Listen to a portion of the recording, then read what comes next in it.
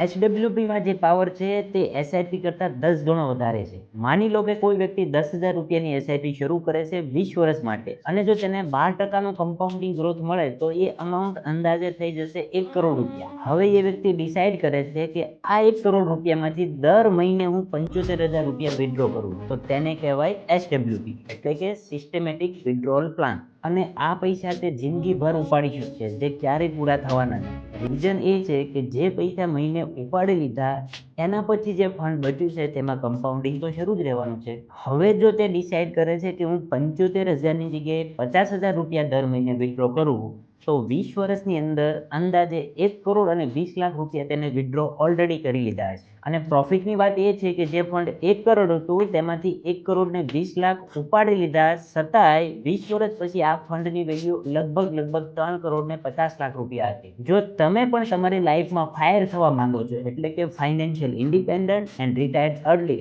તો ઇન્વેસ્ટમેન્ટ આજથી સ્ટાર્ટ કરો અને તમારી ઇન્વેસ્ટમેન્ટ જર્નીને સ્ટ્રોંગ બનાવવા માટે મારા પેજને ફોલો કરો.